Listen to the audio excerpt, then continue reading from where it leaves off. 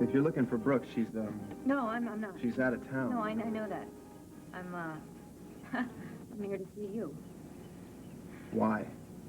Is this some kind of citizen's arrest? You want to drag me downtown and book me for whacking the boy wonder? I just want to say... Yeah, look, you said enough in Palmer's office. You don't have to say anymore. I don't want to hear it. Ted, will you listen to me? I'm trying to apologize here. I'm trying to say... I made a mistake. And I'm sorry.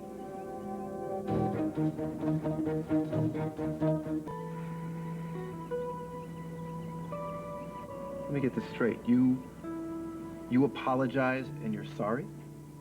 Yes.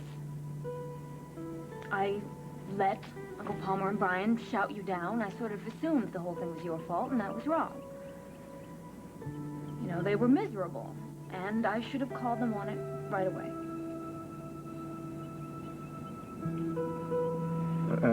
Excuse me. Would you like to come inside? Ted, you don't have to... No, seriously. I would like that. Come on in, please. For a minute, okay?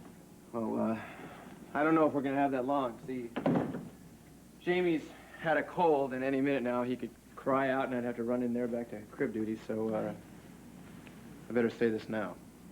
Okay. First, I accept your apology. Well, thank you. And I hope that you will accept mine. I behaved like a jerk today. I'm sorry. I didn't exactly shower myself with glory in the office. Well, it's okay. All right? Uncle Palmer has a way of getting to people, you know, pushing their buttons. No, I shouldn't have lost control, Dixie. I behaved like a fool.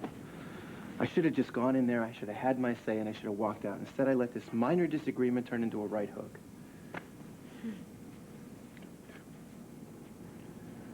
Here we are again, huh? Hardly. No, I mean with Uncle Palmer and trying to come between us. Oh, I see what you mean, yeah. Seems like old times, doesn't it? Mm-hmm. Especially with me. I mean, 2 years and 20,000 disasters later, and I'm still the same wide-eyed idiot who trusts the wrong people. No, you're not. You're not. I mean, personal sabotage may be the only thing that your uncle is good at, but, seems to me from where I'm standing that, you're on to him. Maybe. It only took a brick wall falling on me for me to figure it out. And I could tell, too, you know. Something was going on between Uncle Palmer and Brian, and Opal was trying to tell me, Listen, everybody feels like that sometimes. You know, you wanted to believe in it. I didn't want to believe that Uncle Palmer would still be doing this sort of thing. And when I finally got it, it just made me mad. It made me angry, and I took it out on you. And that was wrong, and I'm sorry. If it makes you feel any better, I really let them have it after you left. You did? Yeah. Really? Mm-hmm. Yeah. That does make me feel better. Actually, it makes me feel a lot better. Well, listen, this has been very nice, and, I guess if we're finished, then I should go, right? No. Why would you want to rush off? Why don't you just, stick around for a while? You told me everything was going to be here that I need, and I can't find one solitary jar of baby food. Oh, that sort of thing's not for toddlers. That's for infants with no teeth. What am I going to feed him? Well, I don't know. What are you going to feed yourself? Well, Dix, you know me. I don't make food. I make phone calls. You know, like dialing for dinner. Tonight I was thinking about something foreign, like maybe pizza or mushu pork. Too greasy, too spicy. Damn. Well, it's a damn good thing you happened along when you did, because if you didn't, my son would obviously starve. Hang on a second. Sure. English residence. Hi. Yeah, how's business? Great. Well, actually, I was just thinking about it. Huh? Steamed spinach carrots and sweet potatoes? He'll eat that? Yeah, no, fine, okay. No problem. Yeah. Okay, good luck with the speech. Bye-bye. Yes, 9 out of 10 mothers prefer vegetables to mushu every time. That's why 9 out of 10 adults grow up with a craving for pizza and Chinese food. Well, if your dinner is all taken care of, I guess, I really should go.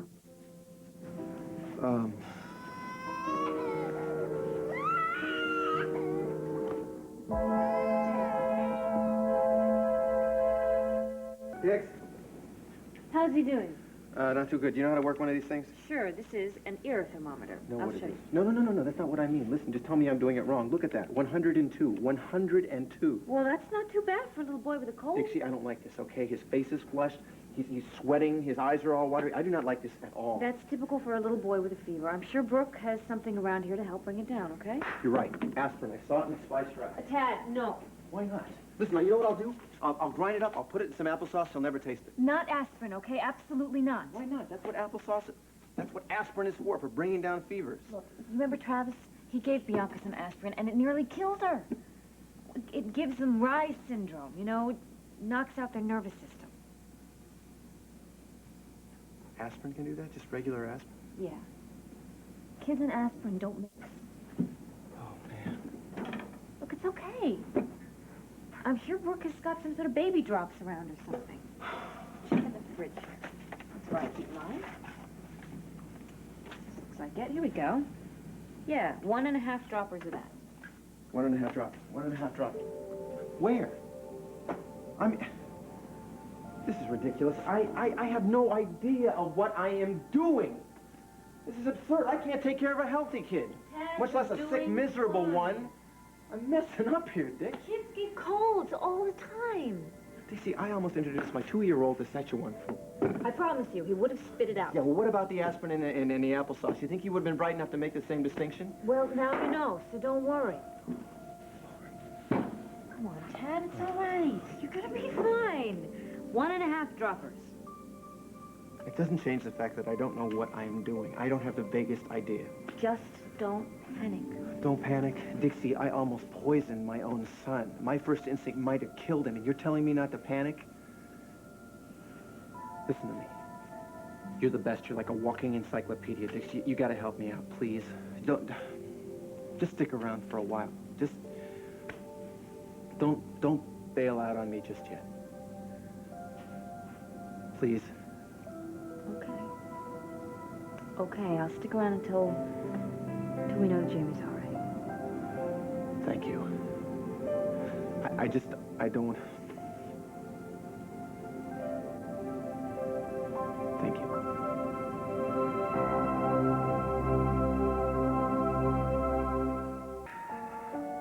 Are you sure you just won't see him? I told you what his reaction to the medication was. His temperature went up 0.5 point. I'm sorry, it just doesn't seem like it's working.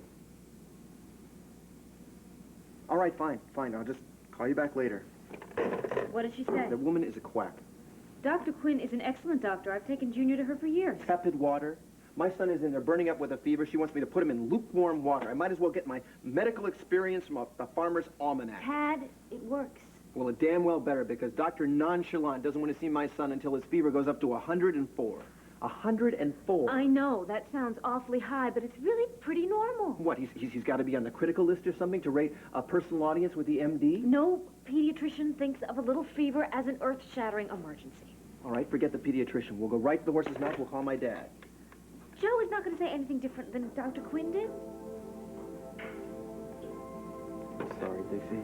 I feel like a jerk. Normally the kid, on a good day, I mean, he can't sit still for 3 minutes. He runs all over the house. Now all of a sudden he's lying in there like a rag doll. I understand. They do that. They go limp like that, but I promise you they pop right back. Babbles nonstop. He chatters like a squirrel most of the time, and he's in there, and all he can do is sigh.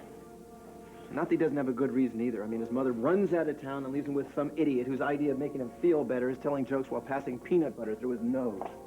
Dad, do you have any idea what you sound like? A jerk, a moron. I don't... Parents. You know, we all go through this. We all feel terrible the first time our child gets sick. But that's just part of it. Welcome to the club, Dad. You're now an established member. I know the dues seem pretty high, but the benefits are worth it. Thank you, Dixie. Thanks a lot. Just to let you know, I understand. Yeah, I keep thanking you. And it's not just because that you're here helping me out for no good reason. It's because it's a lot more than I deserve.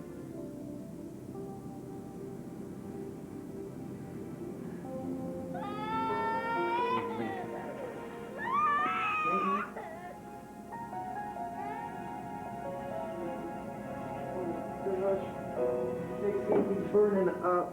Okay, look, I'll just go run the bath, okay? Relax. I am relaxed. I'm fine. Don't worry about it, kiddo. Your dad may be a basket case, but we got one of the best ladies in the world taking care of us. We're going to be just fine. Look. Any drop? 99. Oh, great. That's terrific. The tepid water worked like a charm. I feel like I've been through a cholera epidemic. Well, you know, I don't usually prescribe alcohol for a cholera epidemic, but in your case, I'd say have a drink. Thank you. I'm going to go check on the baby, maybe put him to sleep. Okay.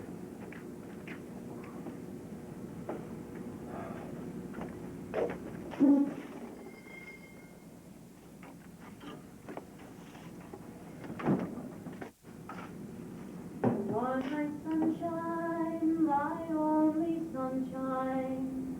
You make me happy when the skies are gray.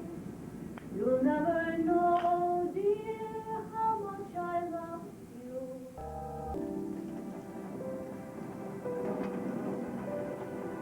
Heard you singing. Well, it always works on Junior. Seems to work on Jamie, too. I was working on a little speech. Seems to have slipped my mind. Ted, you don't have to thank me. I think you've already thanked me about 400 Wasn't a thank you speech. Although I do thank you from the bottom of my heart. I was happy to help. I sort of had a breakthrough. You finally understand why I'm not with Metropolitan Opera. No. I understand why you're not where I wanted you to be. Excuse me? Kids. Everybody tells you what it's like, but you really have no concept until you're right there on the firing line. And all of a sudden you have one, and you realize you'd do anything to protect it. Don't even think about it. It's kind of a gut-level reaction. Like fear. Yeah. Fear. Now, having a little fever isn't exactly going through a custody battle, but it does give me an inkling of what you went through, why you did what you did. I ran away. No. You married Brian. You did it to give Junior a home, a real home. Family, something that was calm, relaxed, normal. So it wouldn't be weird or strange. I'm glad you understand. Yeah. So am I.